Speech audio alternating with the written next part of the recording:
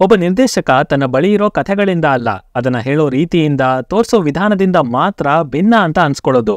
So ಆ ರೀತಿಯ ಒಂದು ವಿಷನ್ ಇದ್ದು ಅದಕ್ಕೆ ತಕ್ಕಂತ ಆಕ್ಟರ್ಸ್, ಟೆಕ್ನಿಷಿಯನ್ಸ್, ಜೊತೆಗೆ ನಿಂತ್ಕೊಳ್ಳುವಂತ ಪ್ರೊಡ್ಯೂಸರ್ಸ್ ಇವರೆಲ್ಲ ಸಿಕ್ಬಿಟ್ರೆ ಸಿನಿಮಾ ಅನ್ನೋದನ್ನ ಎಂಥ ಒಳ್ಳೆ ಎಕ್ಸ್ಪೀರಿಯನ್ಸ್ ಆಗಿ ಮಾಡ್ಬೋದು ಅಂತ ಡೈರೆಕ್ಟರ್ ನಾಗ್ ಅಶ್ವಿನ್ ಅವರು ತೋರಿಸ್ಕೊಟ್ಟಿದ್ದಾರೆ. ಅಂಡ್ ಇಲ್ಲಿ ಏನೇ ಕ್ರೆಡಿಟ್ಸ್, ಅಪ್ರಿಸಿಯೇಷನ್ ಸಿಕ್ಕಿದ್ರು ಅದರಲ್ಲಿ ಒಂದು ದೊಡ್ಡ ಭಾಗ ಇವರಿಗೇನೆ ಸಲ್ಲಬೇಕು.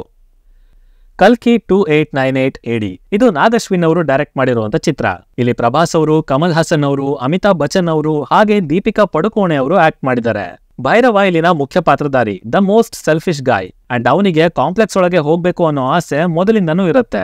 ಬಿಕಾಸ್ ಅಲ್ಲಿ ಒಂದೊಳ್ಳೆ ಲೈಫ್ ಇದೆ, ಭೂಮಿ ಮೇಲೆ ಇಲ್ದೇ ಇರುವಂತ ಎಲ್ಲಾ ತರದ ರಿಸೋರ್ಸ್ಗಳು ಅವೈಲೇಬಲ್ ಇದೆ ಅನ್ನೋದು ಆತನ ಭಾವನೆ. ಬಟ್ ಅಲ್ಲಿಗೆ ಹೋಗೋದಕ್ಕೆ 1 ಮಿಲಿಯನ್ ಯೂನಿಟ್ಸ್ ಕೊಡಬೇಕು, ಸಂಪಾದನೆ ಮಾಡೋದು ಹೆವಿ ಕಷ್ಟ. ಅಂಡ್ ಹೀಗಿರುವಾಗ ಅದನ್ನ ಕೊಡುವಂತ ಒಂದು ಬೌಂಟಿ, ಬೇಸಿಕಲಿ ಕಾಂಪ್ಲೆಕ್ಸ್ ಇಂದ ತಪ್ಪಿಸ್ಕೊಂಡಿರುವಂತ ಒಬ್ಳು ಗರ್ಭಿಣಿ ಬಗ್ಗೆ ಭೈರವನಿಗೆ ತಿಳಿಯುತ್ತೆ. ಇನ್ನೇನು ಅದನ್ನ ಹಿಡಿದ್ಬಿಟ್ಟು ಒಂದ್ ಶಾಟ್ ಅಲ್ಲಿ ಕಾಂಪ್ಲೆಕ್ಸ್ ಗೆ ಹೋಗೋಣ ಅಂತ ಅವನು ಅದರ ಹಿಂದೆ ಬೀಳ್ತಾನೆ. ಸೊ ಅಲ್ಲಿಂದ ಮುಂದೇನಾಯ್ತು, ಆ ಬೌಂಟಿನ ಭೈರವ ಹಿಡಿಯೋದಕ್ಕಾಯ್ತಾ ಇಲ್ವಾ, ಆ ಪ್ರಾಸೆಸ್ ನಲ್ಲಿ ಅವನಿಗೆ ಎದುರಾದಂತ ಪಾತ್ರಗಳ್ಯಾವು, ಈ ಕಥೆಲಿ ಅವರೆಲ್ಲರ ಇಂಪಾರ್ಟೆನ್ಸ್ ಏನು, ಅದು ಎಷ್ಟು ದೊಡ್ಡದಾಗಿದೆ ಅನ್ನೋದನ್ನೆಲ್ಲ ನೀವು ಸಿನಿಮಾದಲ್ಲೇ ನೋಡಿ ತಿಳ್ಕೋಬೇಕು. ಇನ್ನು ಆಕ್ಚುಲ್ ಆಗಿ ಫಿಲ್ಮ್ ಹೇಗಿದೆ, ನನಗೇನ್ ಇಷ್ಟ ಆಯ್ತು, ಏನೆಲ್ಲಾ ಕಷ್ಟ ಆಯ್ತು, ಇದೆಲ್ಲದ್ರ ಬಗ್ಗೆನೂ ಡೀಟೇಲ್ ಆಗಿ ಮಾತಾಡ್ತೀನಿ. ಆದ್ರೆ ಅದಕ್ಕಿಂತ ಮುಂಚೆ ಚಾನಲ್ಗೆ ಹೊಸಬ್ರಾಗಿದ್ರೆ ಸಬ್ಸ್ಕ್ರೈಬ್ ಮಾಡ್ಕೊಳ್ಳಿ. ಅಂಡ್ ವಿಡಿಯೋ ಇಷ್ಟ ಆಯ್ತು ಅಂದ್ರೆ ಖಂಡಿತವಾಗ್ಲೂ ಒಂದು ಲೈಕ್ ಕೊಟ್ಟೆ ಕಂಟಿನ್ಯೂ ಮಾಡಿ ಅಂತ ಕೇಳ್ಕೊತೀನಿ. ಇಲ್ಲಿರುವಂತ ಮೊದಲ ಪಾಸಿಟಿವ್ ಅಂದ್ರೆ ಅದು definitely the idea and concept ತುಂಬಾನೇ ಚೆನ್ನಾಗಿದೆ. ಅಫ್ಕೋರ್ಸ್ ಆ ಕಥೆ, ಅಲ್ಲಿ ತಗೊಂಡಿರುವಂತ ಹೆಸರುಗಳು, ಪಾತ್ರಗಳು, ಮೇನ್ಲಿ ಕಲಿಯುಗ ಅದು ಹೇಗ್ ಮುಗಿಯತ್ತೆ ಅನ್ನೋದ್ರ ಬಗ್ಗೆ ನಾವೆಲ್ಲ ಆಲ್ರೆಡಿ ಕೇಳಿ ತಿಳ್ಕೊಂಡಿದೀವಿ. ಬಟ್ ಆ ಇವೆಂಟ್ ಗಳನ್ನ ನೀಟಾಗಿ ಅರೇಂಜ್ ಮಾಡಿ ಒಂದು ಸ್ಟ್ರಕ್ಚರ್ ಅಂತ ಕೊಟ್ಟು ನೋಡಿದಾಗ ಓಕೆ ಹೀಗಿರಬಹುದೇನೋ, ಹೀಗೆ ಆಗಿರಬಹುದೇನೋ ಅಂತ ಒಂದಷ್ಟು ಪ್ರಶ್ನೆಗಳು. ಅಂಡ್ ನಂತರ ಅವೆಲ್ಲದಕ್ಕೂ ಉತ್ತರ ಕೊಡೋ ರೀತಿಯಲ್ಲಿ ಈ ತರದ ಒಂದು ಪ್ರಪಂಚ, ಪೋಸ್ಟ್ ಅಪೋಕ್ಯಾಲಿಪ್ಸ್ ಫಿನಾಮಿನಾನ್ ಅಂಡ್ ಮತ್ತಷ್ಟು ವಿಷಯಗಳನ್ನ ತಂದು ತುಂಬಾನೇ ಕನ್ವಿನ್ಸಿಂಗ್ ಆಗಿ ತೋರಿಸಿದ್ದಾರೆ. ಮುಖ್ಯವಾಗಿ ಇಲ್ಲಿ ಯಾವುದನ್ನು ಬೇಕಾಬಿಟ್ಟಿಯಾಗಿ ಬರ್ಕೊಂಡಿಲ್ಲ. ಪಾತ್ರಗಳೇ ಇರ್ಲಿ, ಕಥೆನೇ ಇರ್ಲಿ, ಆ ಒರಿಜಿನಲ್ ಸ್ಕ್ರಿಪ್ಚರ್ ಅಲ್ಲಿ ಏನಿದೆ ಅದಕ್ಕೆ ಬೆಲೆ ಕೊಟ್ಟು ಅದರ ಸುತ್ತ ಏನೆಲ್ಲ ಸಾಧ್ಯತೆಗಳಿದೆಯೋ ಅದನ್ನ, ಹಾಗೇನೆ 2898ನೇ ಇಸ್ವಿ ಹೊತ್ತಿಗೆ ಮನುಷ್ಯ ಎಷ್ಟು ಮುಂದುವರೆದಿರಬಹುದು ಅನ್ನೋದನ್ನ ಇಮ್ಯಾಜಿನ್ ಮಾಡಿಕೊಂಡು ಒಂದು ಹೊಸ ವರ್ಲ್ಡ್ ನ ಕಟ್ಕೊಟ್ಟಿದ್ದಾರೆ. ಅಂಡ್ ಅದರ ಪ್ರೆಸೆಂಟೇಶನ್ ಡೆಫಿನೆಟ್ಲಿ ಚೆನ್ನಾಗಿತ್ತು. ವಿಜುವಲ್ಸ್ ಕಡೆ ಬಂದ್ರೆ ಪ್ರತಿಯೊಂದು ಫ್ರೇಮ್ ನಲ್ಲಿದ್ದಂತ ಎಲಿಮೆಂಟ್ಗಳು, ಕಲರ್ ಪ್ಯಾಲೆಟ್ಸ್, ಆ ಮಾಡರ್ನ್ ವೆಪನ್ಸ್, ಅವುಗಳು ಲೋಡ್ ಆಗುವಂತ ರೀತಿ, ಅವುಗಳನ್ನ ಬಳಸಿದಾಗ ಅಲ್ಲಿ ಪ್ರೊಡ್ಯೂಸ್ ಆದಂತ ಎಫೆಕ್ಟ್, ಕಾಶಿ, ಕಾಂಪ್ಲೆಕ್ಸ್, ಶಂಭಾಲ, ಆ ಬ್ಯಾಟಲ್ ಫೀಲ್ಡ್, ಇನ್ನೊಂದು ಕಡೆ ಕಲಿ ಕ್ಯಾರೆಕ್ಟರ್ ನ ಮೇಕ್ ಓವರ್, ಅದಕ್ಕಿದ್ದಂತ ಡೀಟೇಲಿಂಗ್, 8 ಅಡಿ ಅಶ್ವತ್ಥಾಮ, ಓವರ್ ಆಲ್ ಅಲ್ಲಿ ಬಳಸಿರುವಂತ CGI, ಲೈಕ್ ಇನ್ವೆಸ್ಟ್ ಮಾಡಿರುವಂತ ಒಂದೊಂದು ರೂಪಾಯಿನೂ ಎಕ್ಸ್ಟ್ರಾಕ್ಟ್ ಮಾಡಿ ತೆಗ್ದಿದ್ದಾರೆ, ಆ ಲೆವೆಲ್ ನಲ್ಲಿತ್ತು.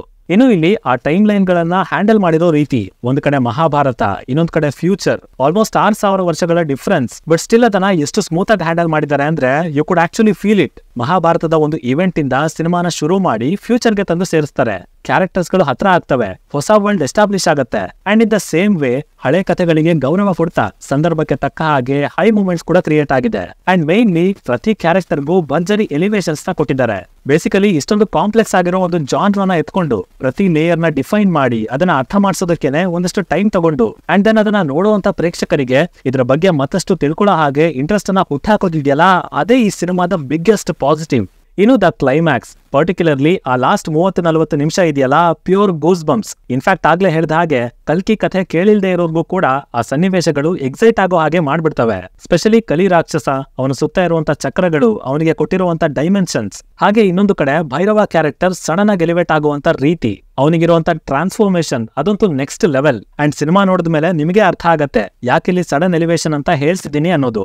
ಆಲ್ಸೋ ನಮಗೆ ಅನ್ಸ್ಬಿಡತ್ತೆ ಸಡನ್ ಆಗಿ ಈ ಲೆವೆಲ್ ಜಂಪ್ ತಗೊಂಡಿದಾರಲ್ಲ, ಇಲ್ಲಿಂದ ಮುಂದೇನು ಸಿನಿಮಾಟಿಕ್ ಯೂನಿವರ್ಸ್ ಬೇರೆ ಬರ್ತಾ ಇದೆ, ಸೊ ಅದನ್ನ ಹೇಗ್ ಮುಂದುವರಿಸ್ತಾರೆ, ಯಾವೆಲ್ಲ ಪಾತ್ರಗಳನ್ನ ತರ್ತಾರೆ, ಇನ್ನು ಏನೇನಾಗತ್ತೆ, ಹಾಗೆ ಹೀಗೆ ಅಂತ.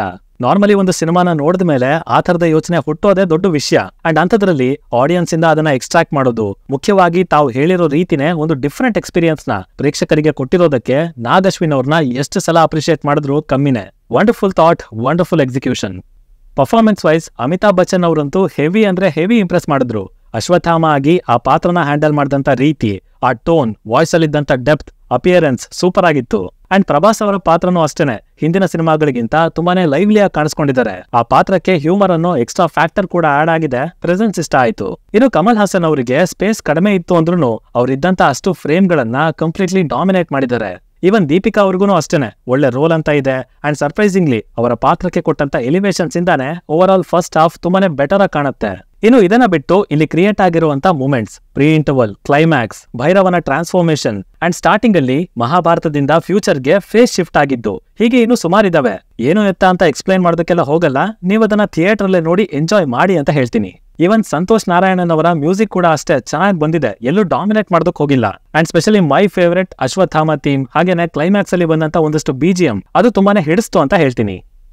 ಇನ್ನು ಇಲ್ಲಿ ನನಗೆ ನೆಗೆಟಿವ್ ಅನ್ನೋದಕ್ಕಿಂತ ಸ್ವಲ್ಪ ಕಷ್ಟ ಆಗಿದ್ದು ಅಂದ್ರೆ ಇದರ ಫಸ್ಟ್ ಹಾಫ್. ಅಫ್ಕೋರ್ಸ್ ಅಲ್ಲಿ ವಿಷಯಗಳಿದ್ವು, ಅದನ್ನ ಎಸ್ಟಾಬ್ಲಿಷ್ ಮಾಡೋದಕ್ಕೆ ಟೈಮ್ ಕೂಡ ತಗೊಂಡಿದ್ದಾರೆ, ಅದೆಲ್ಲ ಪ್ರಾಬ್ಲಮ್. ಆದ್ರೆ ಅದ್ರ ಜೊತೆಗೆ ಒಂದಷ್ಟು ಬೇಡವಾಗಿರೋ ಸೀಕ್ವೆನ್ಸಸ್ ಕೂಡ ಇದೆ, ಲೈಕ್ ಪ್ರಭಾಸ್ ಮತ್ತೆ ದಿಶಾ ಅವರ ಸೀಕ್ವೆನ್ಸ್. ಅದರ ಉದ್ದೇಶ ಅರ್ಥ ಆಗತ್ತೆ, ಟೋಟಲಿ ಅದನ್ನ ತೆಗೆದುಹಾಕೋದಕ್ಕೂ ಆಗಲ್ಲ, ಬಟ್ ಅದನ್ನ ಬೇರೆ ರೀತಿಯಲ್ಲೇ ಎಕ್ಸಿಕ್ಯೂಟ್ ಮಾಡಬಹುದಾಗಿತ್ತು ಅಂತ ಅನ್ಕೋತೀನಿ. ಅಂಡ್ ಇನ್ನೊಂದು ಇಲ್ಲಿನ ಕೇಮಿಯೋಗಳು, ಇದನ್ನ ತೀರಾ ಪರ್ಸನಲ್ ಒಪಿನಿಯನ್ ಅಂತ ಬೇಕಾದ್ರೂ ತಗೊಳ್ಳಿ, ಬಿಕಾಸ್ ಆ ಪಾತ್ರಗಳು ಆ ಕ್ಷಣಕ್ಕೆ ಖುಷಿಯನ್ನ ಕೊಟ್ಟಿರ್ಬೋದು, ಬಟ್ ಹೊರಗೆ ಬಂದು ಯೋಚನೆ ಮಾಡಿದಾಗ ಅವೇ ಒಂದಷ್ಟು ಸಮಯನ ಹಾಳು ಮಾಡಿದ್ವು ಅಂತಾನು ಅನ್ಸತ್ತೆ. ಸೊ ಅಲ್ಲಿ ಒಂದಷ್ಟು ಟೈಮ್ ನ ಕಟ್ ಆನ್ ಮಾಡಿ ಸ್ಟೋರಿಗೆ ಇನ್ನಷ್ಟು ಡೆಪ್ತ್ ಆಡ್ ಮಾಡಿದ್ರೆ ಫಸ್ಟ್ ಹಾಫ್ ಮತ್ತಷ್ಟು ಕ್ರಿಸ್ಪ್ ಆಗಿ ಮತ್ತಷ್ಟು ಎಫೆಕ್ಟಿವ್ ಆಗಿ ಬಂದಿರ್ತಿತ್ತು. ಇನ್ನು ಇಲ್ಲಿ ಶಂಬಾಲನ ಅಷ್ಟಾಗಿ ಎಕ್ಸ್ಪ್ಲೋರ್ ಮಾಡ್ಲಿಲ್ಲ, ಅಂಡ್ ಆ ಪೋರ್ಷನ್ಸ್ ನ ತುಂಬಾನೇ ಬೇಗ ಕ್ಲೋಸ್ ಮಾಡಿದ್ದಾರೆ. ಆಲ್ಸೋ ಟ್ರೈಲರ್ ನಲ್ಲಿ ಆ ಶಾರ್ಟ್ ಗಳನ್ನ ಇನ್ಕ್ಲೂಡ್ ಮಾಡಿದ್ರಿಂದ ಓವರ್ ಆಲ್ ಇಂಪ್ಯಾಕ್ಟ್ ಕೂಡ ಕಡಿಮೆ ಆಗಿದೆ ಅಂತಾನೆ ಹೇಳ್ತೀನಿ. So that could have been better. Total ಆಗಿ ಇಲ್ಲಿ ಒಳ್ಳೆ ಮೇಕಿಂಗ್ ಇದೆ, ವಿಜುವಲ್ಸ್ ಅಂಡ್ ಎಕ್ಸಿಕ್ಯೂಷನ್ ಸಖತ್ತಾಗಿದೆ, and theatrically it's a great watch. ಆರಾಮಾಗಿ ಹೋಗಿ ನೋಡಿ, ನೀವು ಕೊಟ್ಟಿರೋ ಒಂದೊಂದು ರೂಪಾಯಿಗೂ ಇಲ್ಲಿ ಬೆಲೆ ಇದೆ. ಅಂಡ್ ಹೇಳಿದ್ನಲ್ಲ, ಫಸ್ಟ್ ಹಾಫ್ ನೋಡುವಾಗ ಸ್ವಲ್ಪ ತಾಳ್ಮೆ ತಗೋಬೇಕು, ಬಟ್ ಮಿಕ್ಕಿದ 2 ಅವರ್ ಡೆಫಿನೆಟ್ಲಿ ಒಂದೊಳ್ಳೆ ವಿಜುವಲ್ ಟ್ರೀಟ್. ಹಾಗೇನೆ ಇನ್ ಮುಂದೆ ಈ ಸಿನಿಮಾ ಒಂದೊಳ್ಳೆ ಎಕ್ಸಾಂಪಲ್ ಆಗಿ ಸೆಟ್ ಆಗತ್ತೆ, ಸ್ಪೆಷಲಿ ಎಕ್ಸ್ಪೆರಿಮೆಂಟ್ ಸಬ್ಜೆಕ್ಟ್ ಗಳನ್ನ ಟ್ರೈ ಮಾಡೋರ್ಗೆ.